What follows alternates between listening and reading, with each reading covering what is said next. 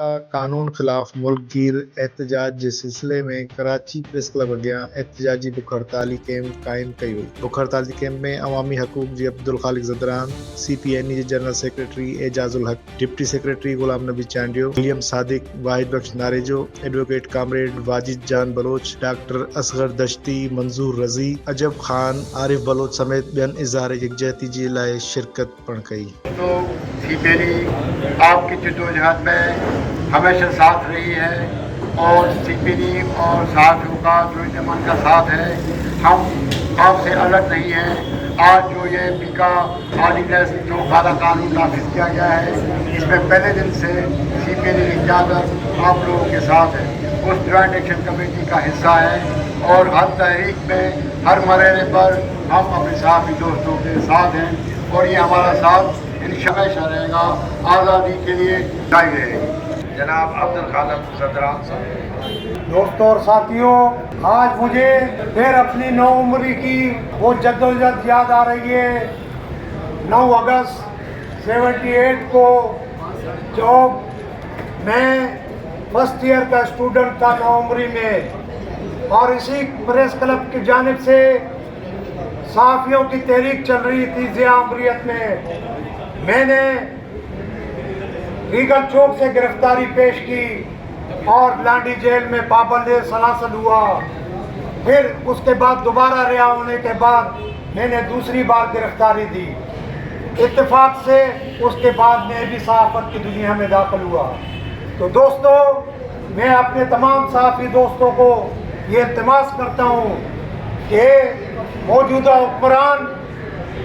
आमरीत से भी ज़्यादा ख़तरनाक हुक्मरान तबक़ात है, इनके ख़िलाफ़ सिर्फ हम ये चार दीवारी में बैठ कर जो है ना इज्तिमा करने से कुछ हासिल नहीं होगा। मैं आपको ये तजवीज़ देता हूँ कि आप लोग 78 में जिस तरह आपके अकाबरीन मनाज बरना और दिगर ने तहरीक चलाई थी, आप भी इसी तरह तमाम सियासी पार्टियों, तंजीमों, स्टूडेंट तंजीमों को साथ मिलाकर इस पीका कानून के ख़िलाफ़ जद्दोजहद का आगाज़ करें और इसको पूरे मुल्क में फैलाएं, क्योंकि ये पीका कानून ना सिर्फ सहाफ़ियों के लिए गर्दन कलम करने की है, ये आम अफराद के लिए भी जो कि सोशल मीडिया इस्तेमाल कर रहा है। तो मेरी आपसे ये दरख्वास्त है कि इस तहरीक को आगे बढ़ाएं और हम आज जो अवामी हकूक़ की तरफ से यहाँ वाहिद बख्श नारेजो,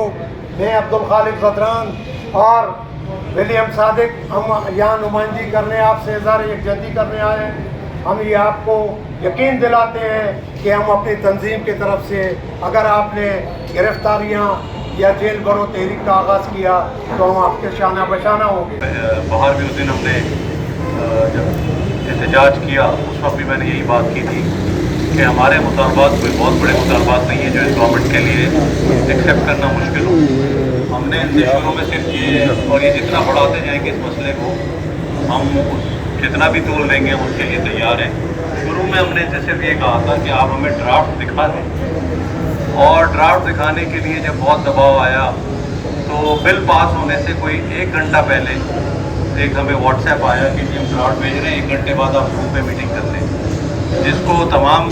तंजीमों की जो जॉइंट एक्शन कमेटी है, लेकिन उसके बावजूद इन्होंने करा लिया और उसके बाद सेनेट में भी पास हो गया। हमारी गुजारिश सिर्फ इतनी थी उस वक्त कि हमसे ड्राफ्ट शेयर कर लें और हमारी तजावीज़ ले लें। इन्होंने कानून पास करा लिया